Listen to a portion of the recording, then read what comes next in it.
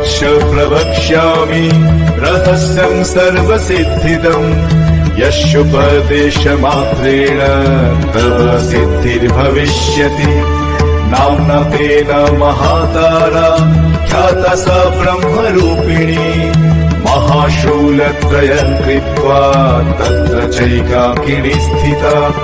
तारा तारादिपञ्चर्णा